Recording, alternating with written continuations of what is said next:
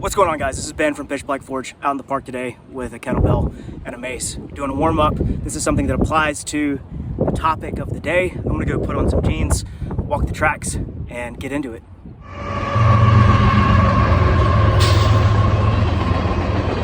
It's a bit windy up on the tracks, so I think we're gonna do our little walk and talk on the trail here next to the creek. This is a tributary of the Brandywine River, which never fails to amuse me as a Tolkien nerd. But back to the subject at hand, I wanted to talk today about violence and the possibility of getting into a physical altercation while you're on the road. And what in the fuck? What the fuck?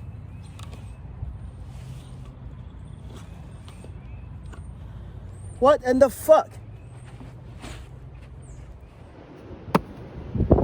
All right, if y'all want proof that some people are absolute pieces of shit, I just found this board with the nails facing up underneath this bit of AstroTurf out here on the trail.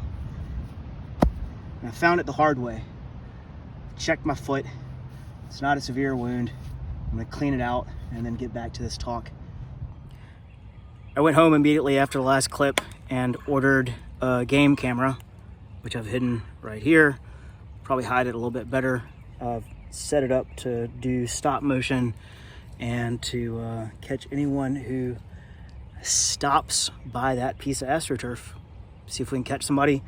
And if not, I'll just take the game camera home eventually and use it to watch the wildlife in the backyard. Now back to the show. It's been a little while since I filmed that last clip, leaving the trail cam out here to catch evidence of who left the board with the nails in it on the trail for someone to find. Since then, I've gotten some footage of some kids from the neighborhood looking under the AstroTurf. So I'm pretty sure who's responsible, and that situation's being taken care of. I don't really want to dwell on it here, but it is oddly appropriate that I was making this video, one about violence and malevolence more broadly, and then I have this proof positive that there's a certain segment of the population, sometimes kids, sometimes adults, that delight in causing harm to other people, sometimes anonymously, sometimes to total strangers, and the only payoff at times for them is just that feeling of power, I suppose, because there's no material gain to be had. That being said, there's always the possibility, whether you're at home or out in the world, that you find yourself in a situation where you may need to use force to either defend yourself or to extricate yourself from a situation. And it's obvious to everyone, I should think, that if you've chosen to take up the life of a vagabond, that you're walking around with a big backpack on, sleeping in the rough, usually illegally, and hanging around the kind of neighborhoods that have freight yards, you're at a heightened risk of finding yourself in some kind of danger. I want to go over a few stories from my own past here, address some concerns that people have brought to me, and then give a little bit of advice, which of course is just my own take on things and should be taken with a grain of salt. I get asked periodically, and there are some videos up here on YouTube and elsewhere talking about the presence of gangs on freight trains, specifically gangs of riders.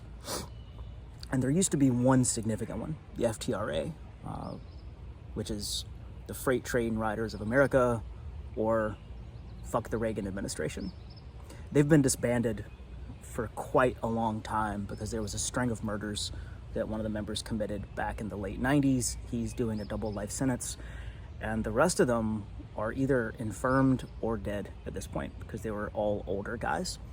So they are no more. There's been some effort by someone you can find here on YouTube to reestablish that group, both in the US and in Canada. And from what I've seen, that hasn't really taken root. There's talk of other gangs or crews on rails, maybe especially on the West Coast, but I haven't seen any real world evidence of them. And the person that you'll find, again, here on YouTube, speaking the most loudly about it is obviously a fucking moron who didn't ride for very long, is not on the rails anymore, and has been absent from his own YouTube channel for a couple years. Possibly dead, I don't know. He's obviously a drug-addled, like, prison guy, like a white supremacist gang dude. So I wouldn't take his word on much of anything. If there are small groups of people riding trains who've decided to name themselves and are involved in like violent shenanigans, that wouldn't greatly surprise me, but I don't think that's exactly like a real gang presence. For one, there's no money in it. It's not really a sustainable existence. If you want to seek wealth or material gain or prestige, the things that gangs generally want, then riding freight trains ain't the way to do it. So there's that. Hopefully we can put that to rest. I'm going to keep getting the questions because people don't watch all the videos, and even those who do still feel compelled to ask the same questions that have already been answered. There's that. My own history of getting into trouble while traveling, it's not pronounced, but I've definitely run into some nonsense. I got robbed at gunpoint years ago in Washington, D.C. while out doing graffiti with some friends. That wasn't riding trains, but it was hanging out in basically the wrong neighborhood at night, looking conspicuous. I've been surrounded by a pack of like semi-feral dogs. Wished I had some pepper spray. At that point, I've definitely rolled up on someone's camp under a bridge and had to kind of talk my way out of that situation, and I've been confronted a number of times while walking to and from train yards or hanging out at bus stops, which is a common place. People basically just informing me that I'm in the wrong place. That's gonna happen. If you're gonna be out here on the road and you don't have someone dropping you off right outside the yard, if you're actually living the life and you're taking public transit or walking or hitchhiking to and from the places where you need to catch trains, you're just gonna be in the public eye. You're gonna end up interacting with a lot of other pedestrians and a lot of people who are out walking or either down on their luck or out preying on people. That's real. You'll also find some kindness, thankfully. I once found myself in the wrong part of Kansas City, that's the Missouri side, walking with a friend of mine. We didn't have cell phones with maps at the time. This was some years ago. And the map that we had was pretty bad. And we had walked past the railroad crossing that we wanted to take to get to the yard, because on the map it looked like a grade crossing and it was actually a really tall overpass that we went over at night, so we didn't even see the rails. So we ended up getting yelled at nicely by a prostitute who told us that we were in the wrong side of fucking town, that we, quote, were not in Kansas anymore, which is hilarious, that we were gonna die, and then she escorted us, which is also funny because she's an escort, to a gas station where we could get a better map and get some directions and find our way to the train yard.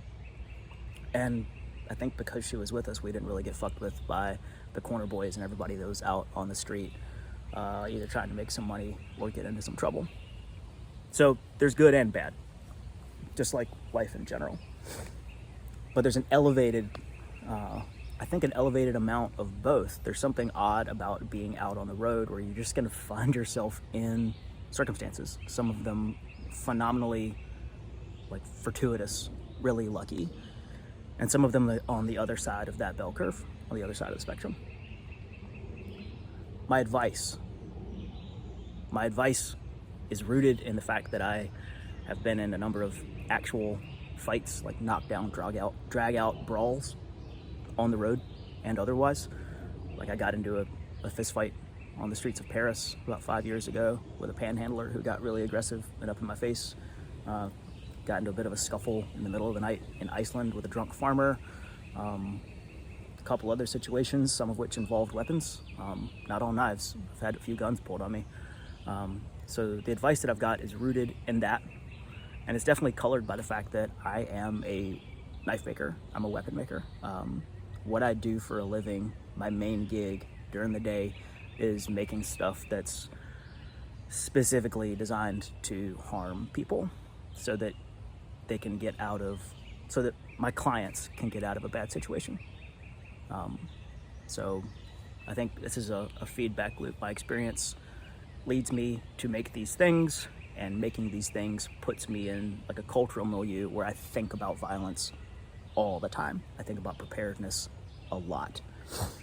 So, first thing, situational awareness.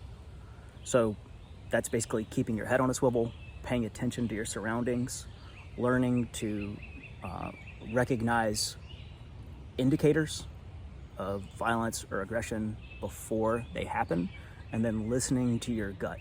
If you talk to cops, if you talk to first responders, or if you just talk to victims, to people who got into fights or who were assaulted or robbed or worse, the story almost always includes, I had a bad feeling.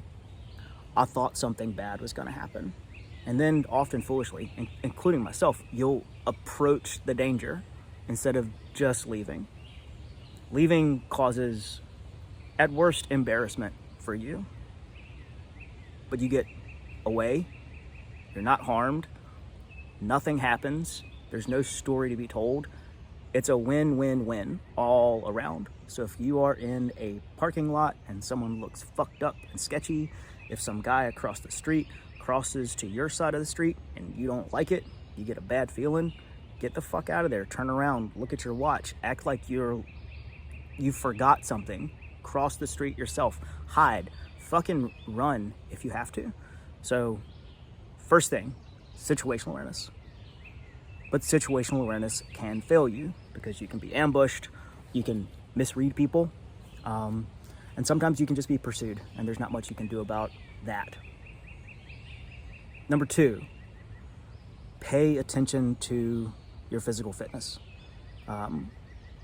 This should seem obvious, especially for people who are out on the road, but I think it applies to absolutely everyone. You have the time. You almost certainly have the monetary resources to get a gym membership, or build yourself a tiny home gym, or just go out to the park, pick up and put down some heavy things, barbells or whatever, run, climb, jump, duck under things, get in good shape. If you're gonna be walking around with everything you need on your back, there's every chance that's gonna get kinda heavy. In the winter, you gotta carry a bunch of extra layers to stay warm at night or even during the day. And in the summer, you gotta carry a shitload of water. Water's really heavy. So if you think that you're gonna go out here and live this life, or if you're just existing in the world, I think it's a really big deal to be fit, to be as fit as you can manage. You have some responsibility to yourself and to those who care for you and who you care for, to be in good shape. One, so you'll live longer in general, and also so you can be useful, so you can do this next thing, which is to train specifically for violence. Find a good gym that teaches jiu-jitsu or Muay Thai or combatives, Krav maybe, like Salat, Eskrima, real world applicable martial arts, not mall karate. Dedicate some time to being on the mats, not just doing kata, not just learning forms, which is fine, not just doing like the harmless Tai Chi in the park, but doing hands-on scrapping, randori, sparring with another person who is simulating violence as best they can without actually trying to hurt you. That's invaluable. It's preposterous to me that people can go out and put themselves in dangerous situations and have no real idea of how to defend themselves. We fall to the level of our training. If you got into a couple scraps when you were 15, or maybe you wrestled in high school for a year, or you used to play football, or you used to be able to bench whatever, however many plates in high school, that doesn't really matter a whole lot now, because you're no longer that person. So get your ass in shape, get your ass to a self-defense gym, spend a significant amount of time practicing defending yourself and harming others. I think it's imperative. This might be, it's not going to be exactly received well by everyone, I'm sure, in the audience. Like, people aren't going to like this, but violence and malevolence, I think, are like a gravitational constant.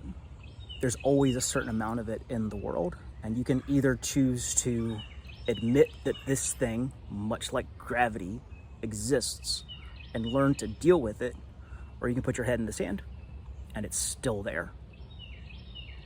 So yeah, get in good shape, go to a good self-defense gym, and not just some weekend 3-hour seminar where they give you a little gold star, you know, for showing up. Like, actually train. Lastly, familiarize yourself with weapons. You're already breaking the law if you're riding freight trains. And some might say, well, if you're breaking one law, you break two, that's worse. In my mind, you're already trespassing on railroad property, you're sleeping in the wrong fucking places. You've already got it in your head that you can do things that society doesn't approve of, that the law doesn't approve of. So if the law happens to not approve of a thing that you're carrying, who really gives a shit? I'm not advocating, let's be very, very fucking clear, I'm not advocating that people travel with a firearm. I'm all for people having guns. I have a few of them. I don't carry them when I'm out riding fucking freight trains or hitchhiking. That's absolutely foolish. But you're gonna have a knife anyway for camp. So have a camp knife, or even better, a dedicated tactical, like real self-defense tool, and practice with it. That means getting a good knife, hopefully. There's other options too, but I'm gonna harp on knives here because it's something I like, something I'm familiar with, I know quite a lot about because I make them. So get a good, reliable fixed blade, preferably. You can find Emerson's and a few other companies that are made to be quick draw, that are, the blade and the handle are oriented in such a way that they're ideal for self-defense. But I think a fixed blade is always a preferable option. There are going to be laws against carrying such a thing concealed.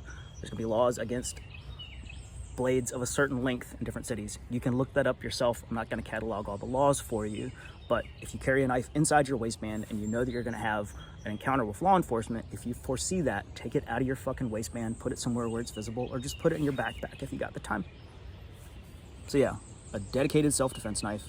This is something I make. And then get an analog. So get a dull, possibly polymer version of exactly the same tool that you're going to use to save your own life, and practice with it against another person. Practice with the other person holding it. Grapple them, hit them, tackle them to the ground, do all the things that would happen in a real fight, except for actually causing harm. So if you can find combatives courses, you can look up, there are some really good point-driven strategy and blade use schools and teachers that you can find online. Rogue Methods, the Libre fighting system people, follow what Ed Calderon and the Sneak Reaper cartel people are doing. These folks really know what they're doing. Find content creators on YouTube like Icy Mike, and if you just go down the rabbit hole, who these people vouch for are trustworthy.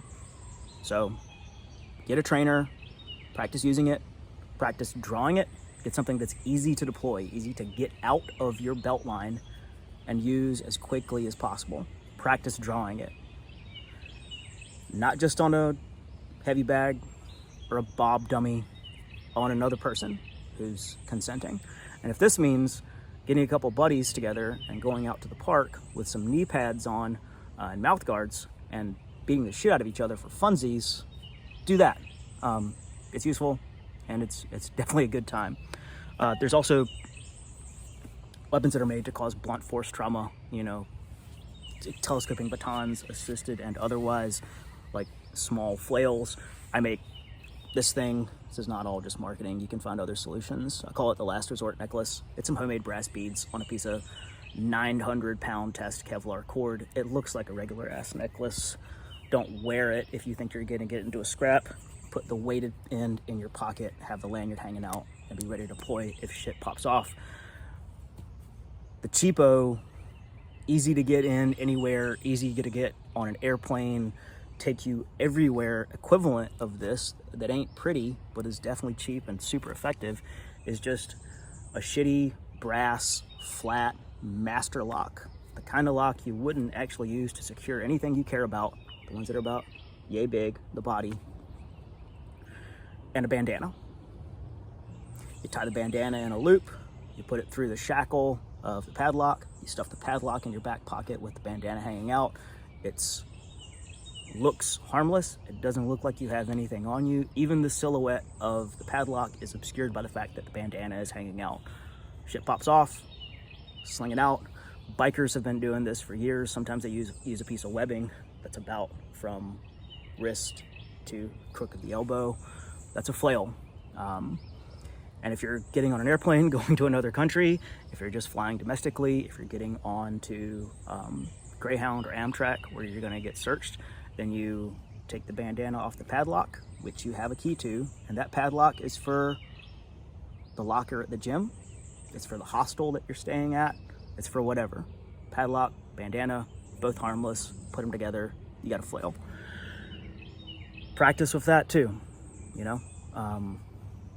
This might seem, it's difficult to talk about violence without either seeming alarmist or like you're trying to be a tough guy. But my point of view is it's just an unfortunate reality. It's part of the fabric of existence. It's immutable, it's not going away, and you might as well learn to use it. Violence is an unwieldy lever, that's for sure. There's always unforeseen consequences, but if you have some proficiency both with your body and with weapons, then you're better off than if you didn't. Choosing the appropriate amount of force for your particular situation is something else entirely, but that is a whole other matter. First step is being prepared in the first place, physically and mentally. So get yourself where you are physically capable of defending yourself and causing harm if needed, and then become okay with that emotionally, spiritually, philosophically. Otherwise, you are a prey animal. That's just it. You may as well have your eyes on the side of your head like a rabbit. That's my 2 cents. I hope you're all doing well, that you're taking care of yourselves and each other. If you got any questions or comments, hit me up down below. Please like and subscribe. Share at will. Take care.